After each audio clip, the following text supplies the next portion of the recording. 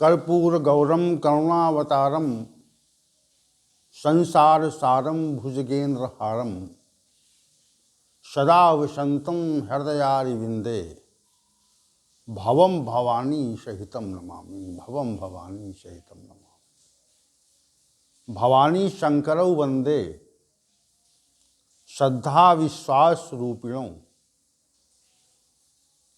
याभ्याम विना न पश्यन्ति सिद्धा स्वांतस्तमीश्वरम। सिद्धा स्वांतस्तमीश्वरम। श्री कृष्ण गोविंद हरे मुरारे, हे नाथ नारायण हे वासुदेव। श्री कृष्ण गोविंद हरे मुरारे, हे नाथ नारायण हे वासुदेव। श्री कृष्ण गोविंद हरे मुरारे, हे नाथ नारायण हे वासुदेव। वसुदेव सुतम देवम कंस चाणूरमर्दनम देवकी परमानंदम श्री कृष्णं वंदे जगत गुरुम। कृष्णं वंदे जगत गुरुम। कृष्णाय वासुदेवाय हरे परमात्मने प्रणत क्लेश नाशाय गोविंदाय नमो नमः। गोविंदाय नमो नमः। हम सभी एक बार पुनः भगवत गीता के इस विशेष ज्ञान सत्र में उपस्थित हैं। भगवान श्री गोविंद की अनुकंपा से उपस्थित हैं। ये मानव शरीर अनित्य है और यह मानव शरीर जब तक रहता है या तब तक रहता है जब तक श्री भगवान की कृपा रहती है, और जिस दिन भी श्री भगवान की कृपा का अभाव हो जाता है, ये मानव शरीर नहीं रह सकता। ये मानव शरीर तत्काल समाप्त हो जाता है। क्योंकि मानव शरीर में जो चेतन तत्व है वो श्री भगवान का अंश है, ऐसा श्री भगवान का कथन है, हमारा कथन नहीं है। तो अपने अंश को जैसे ही वो वापस बुलाते हैं वैसे ही हमारा जो शरीर है वह चेष्टा विहीन हो जाता है। उसमें चेष्टा रहती नहीं, उसमें विकृति आ जाती। जो हमारी ज्ञानेंद्रियां, कर्मेंद्रियां, शरीर, मन, बुद्धि जो क्रियाशील थे उनकी क्रियाशीलता समाप्त हो जाती है। जैसे किसी व्यक्ति को कोई व्यक्ति बहुत अधिक मात्रा में ऋण दे या थोड़ा ऋण दे, कर्जा दे, और जैसे ही वो कर्जा वापस लेता है तो उसके पास कुछ नहीं बचता। श्री भगवान की कृपा से ही हम लोग जीवित हैं, इसलिए उनके कार्य को करना हमारा कर्तव्य है। हम संपादित करें उनके कार्य को। तो भगवान श्री गोविंद को प्रणाम करके हम आज के सत्र के विषय की ओर चलते हैं। अध्याय संख्या 18, श्लोक संख्या 28। इस पर विगत 2 सत्रों से चर्चा चल रही है। श्री भगवान ने श्लोक संख्या 28 में तामसी कर्ता के विशेष 8 प्रकार के दुर्गुणों अथवा ये कहें लक्षणों का वर्णन किया है। अयुक्ता, प्राकृता, स्तब्धा, सठो नैष्कृति कोलसः विषादी दीर्घ सूत्रीचा कर्ता तामस उच्यते। हे अर्जुन, जो कर्ता अयुक्त है, प्राकृत है, इसमें शिक्षा का अभाव है, जो स्तब्ध है, शठ है, नैष्कृतिका है, दूसरों का अपकार करने वाला है, विषादी है, आलसी है और दीर्घसूत्री है, ऐसे कर्ता को तामस कर्ता कहा जाता है। तो तामस कर्ता के 6 दुर्गुणों का वर्णन इस श्लोक के पूर्वार्ध भाग में हुआ और 2 का उत्तरार्ध भाग में हो गया। तो विगत सत्रों में हमने 3 दुर्गुणों पर चर्चा की थी। अयुक्तः, प्रकृता, स्तब्धा। तो आज जो इसके पूर्वार्ध भाग के 3 दुर्गुण हैं, शठ, नैष्कृतिका और विषादी, इस पर हम चर्चा करेंगे।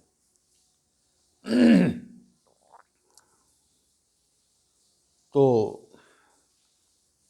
जो चौथा दुर्गुण है वह शठ है। विषादी कर्ता शठ होता है, ऐसा श्री भगवान का कथन है। श्री भगवान ने विषादी कर्ता के विकृत स्वरूप को वर्णन करते हुए कहा कि जो तामसी कर्ता होता है वो शठ होता है। शठ माने क्या होता है?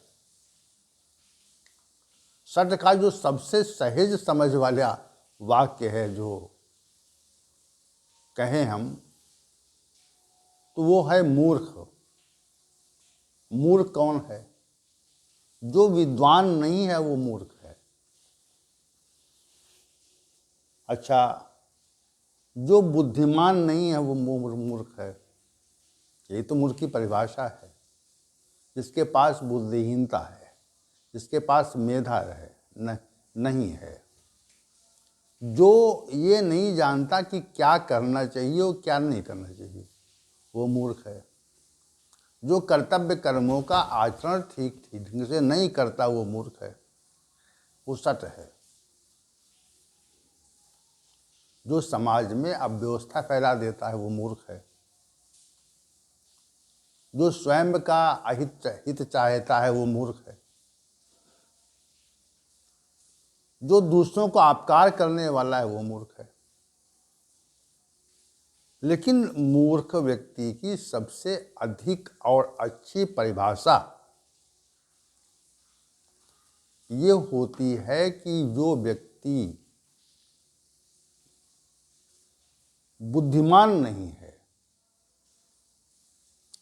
जिसके पास इस बात का ज्ञान नहीं है कि उसे क्या करना चाहिए और क्या नहीं करना चाहिए,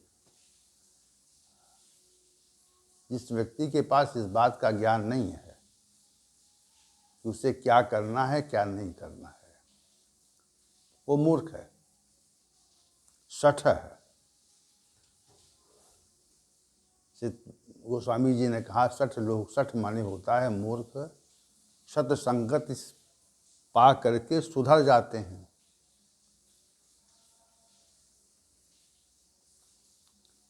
सठ संगति, सठ जो हैं वो अच्छी संगति पा करके बुद्धिमान हो जाते हैं।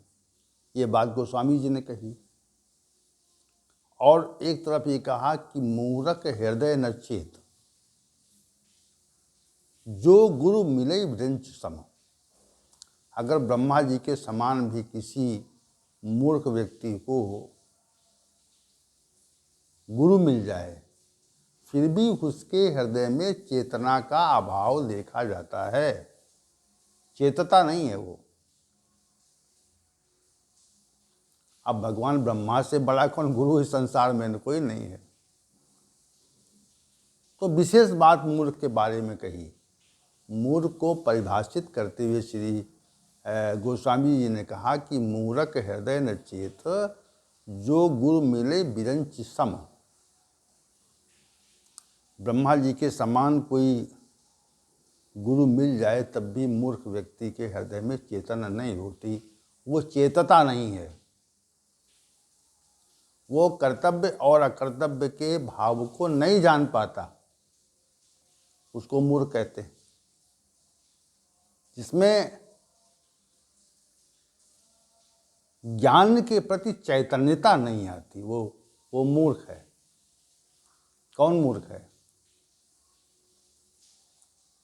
कि बहुत योग्य और विद्वान गुरु मिलने पर भी जो व्यक्ति अपने कल्याण का मार्ग खोज नहीं पाता, उसे मूर्ख कहते हैं।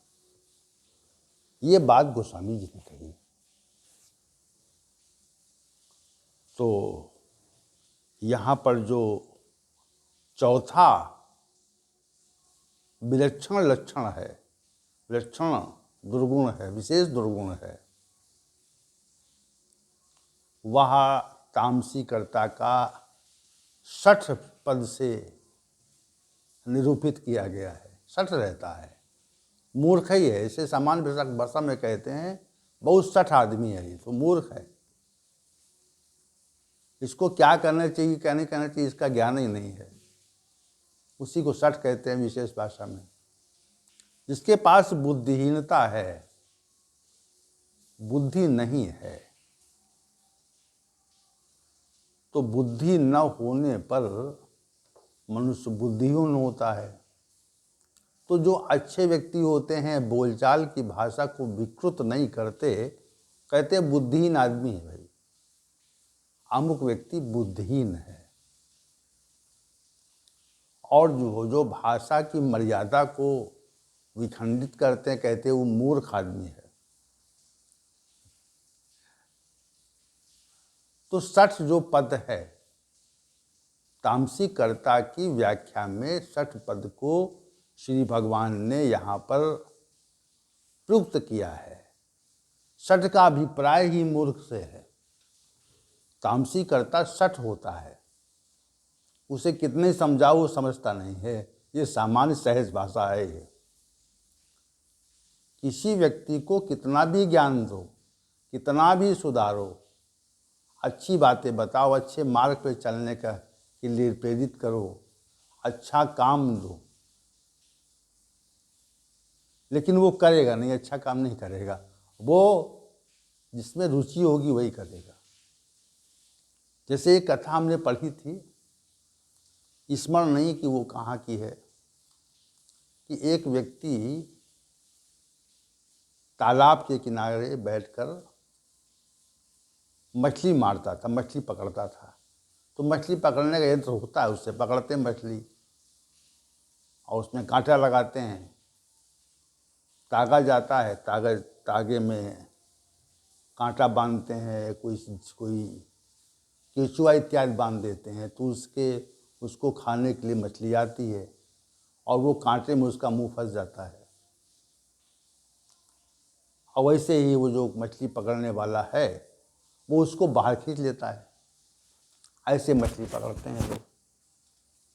तो मछली पकड़ने वाला व्यक्ति पर्याप्त काफ़ी समय से मछली पकड़ रहा था और मछली पकड़ने के बाद में उसको बाजार में जाके बेच देता, तो उसकी जीविका का साधन हो गया ये। एक दिन एक महात्मा जी ने देखा कि ये व्यक्ति मछली पकड़ता है, उसको बेचता है, इससे उसको हत्या का दोष लगता है, जीव हत्या का दोषी बन जाता है व्यक्ति। तो उससे ये पूछा कि आप मछली पकड़ते हो तो आपको कितना इससे लाभ होता है। तो ये पुराने समय की बात है। उस व्यक्ति ने कहा कि हमको लगभग 1 रुपये का लाभ प्रतिदिन हो जाता है। दिन भर मछली पकड़ते हैं तो एक व्यक्ति का 1 रुपये का लाभ हमको हो जाता है। उसको बाजार में जाके बेचते हैं तो इससे हमारी जीविका का उपार्जन होता है। दिन भर पकड़ते हैं और सायंकाल उसे बाजार में जाकर बेच देते हैं। तो पुराने समय की बात कहा है कि 1 रुपये का लाभ उनको होता है। तो महात्मा जी ने कहा कि भाई ऐसा करो, 1 रुपया हमसे ले लिया करो और ये मछली पकड़ने वाला काम छोड़ दो और हमारे आश्रम में बैठ करके हम आपको माला देंगे, तो भगवान का नाम लिया करो बैठ करके वहाँ पे, और शाम को 1 रुपया ले लिया करो। ये बात महात्मा जी ने कही तो सुबह प्रातःकाल जो है वो व्यक्ति बताई हुए स्थान पर आश्रम में आ गया। उसको महात्मा जी ने माला थमा दी, तो उसने माला सायंकाल तक मुश्किल से जपी। सायंकाल महात्मा जी ने उसको 1 रुपया दे दिया कि जाइए अब। तो 2-3 दिन तो आया वो, और चौथे दिन गायब हो गया, वो नहीं आया। तो महात्मा जी ने देखा कि आज आया क्यों नहीं है, तो मछली पकड़ने वाले स्थान पर उसको खोजने गए।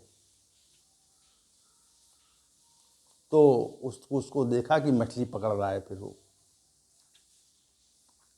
उससे राम नाम का संकीर्तन नहीं हो सकता, श्री भगवान के नाम का जप नहीं हो सकता उससे। पूछा अब क्या बात है, तो उसने कहा कि भगवान स्वामी जी हमारा नाम के जप में मन नहीं लगता, हम राम नाम का जप नहीं कर सकते, हमारी रुचि जो है वो हो इसी मछली पकड़ने वाले व्यवसाय में है, इसी को हम करेंगे, वो आपका व्यवसाय ठीक नहीं है, हम उसे कर नहीं पाएंगे। तो महात्मा जी ने उसको कल्याण का मार्ग बताया था और फिर वो अकल्याण के मार्ग पर फिर चला गया। तो ऐसे व्यक्ति को क्या कहेंगे? ऐसे व्यक्ति को सठ कहेंगे, मूर्ख कहेंगे, बुद्धिहीन कहेंगे। तो तामसीकर्ता इसी प्रकार का व्यक्ति होता है जिसको कल्याण का मार्ग बताने पर वो कल्याण के मार्ग को सुनना नहीं चाहता। इसी को सठ कहते हैं, मूर्ख कहते हैं। मूर्ख कौन है? मूर्ख वही है सामान्य भाषा में जो अपने कल्याण के पथ को जानता ना हो और जानकर चलना ना चाहता हो, वो उससे बड़ा मूर्ख है।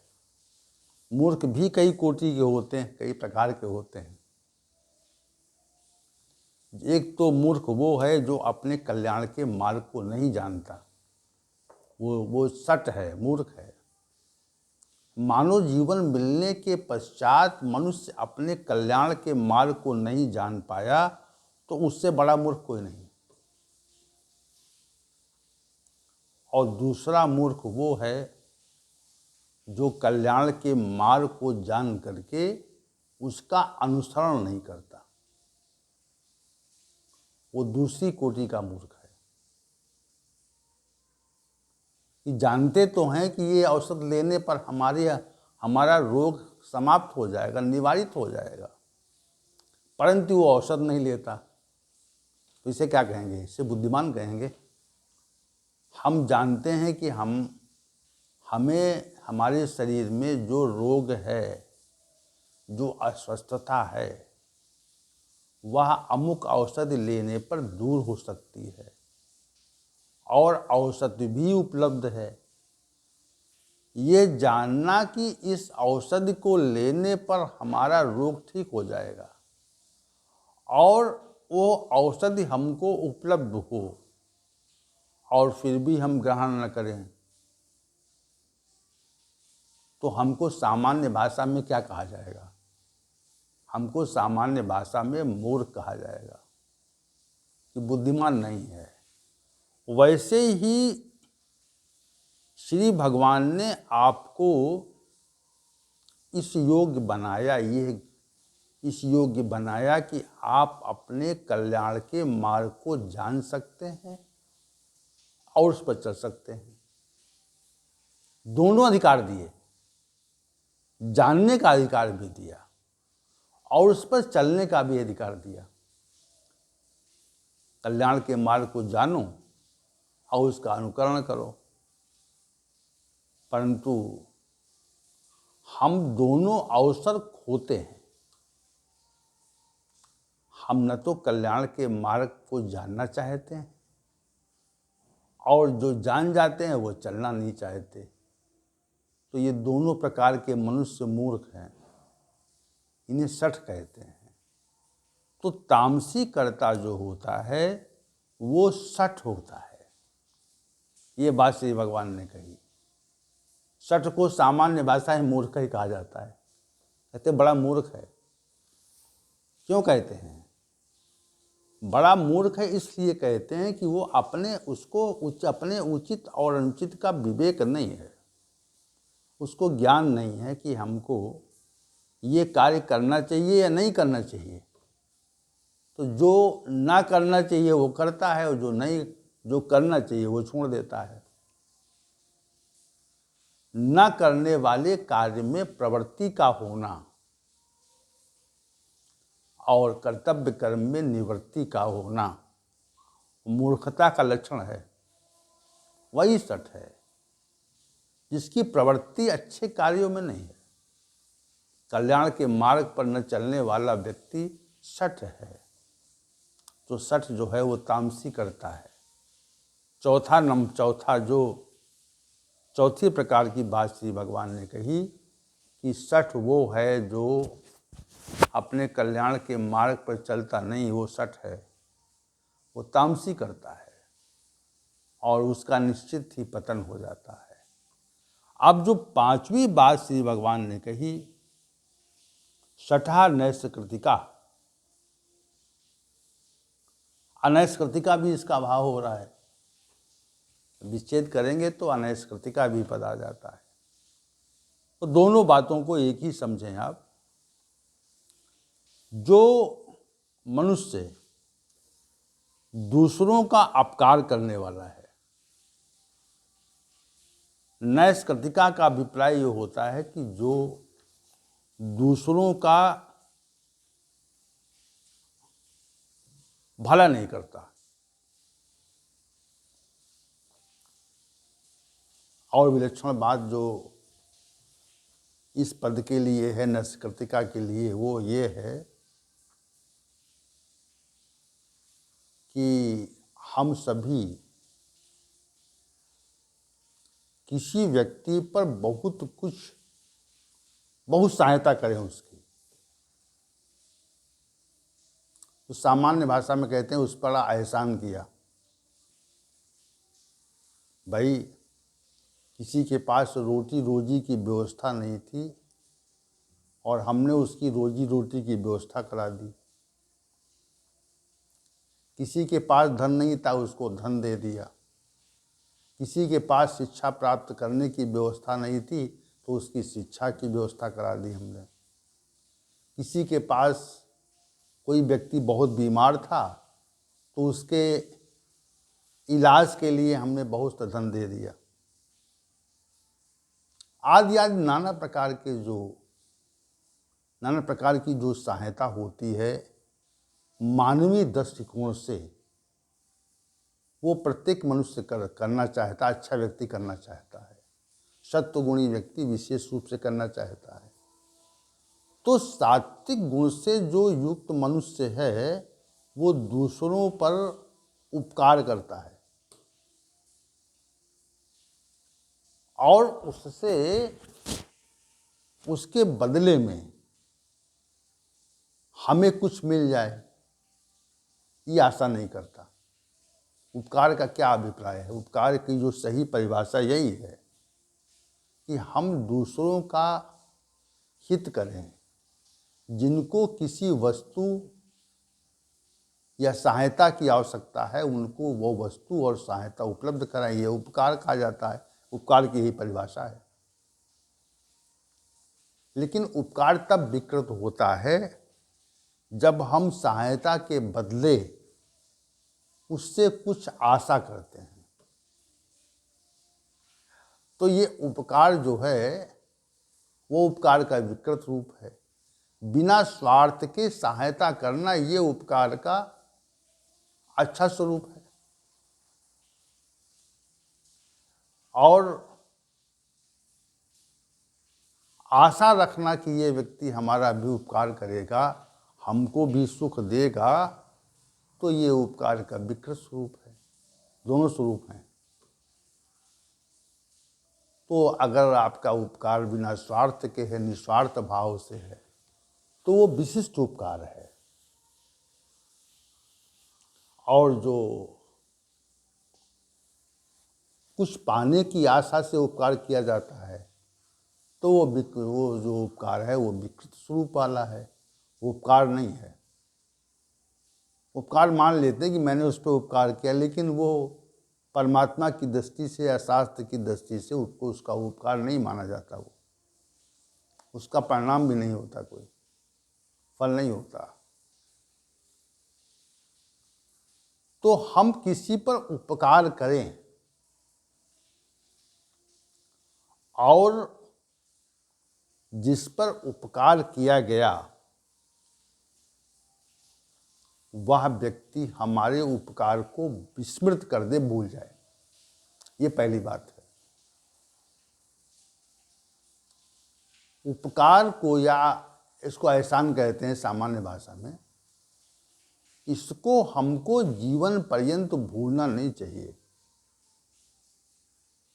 और जैसे ही अवसर मिले हमें उसके उपकार को उतारने का प्रयत्न करना चाहिए, निश्चित रूप से करना चाहिए।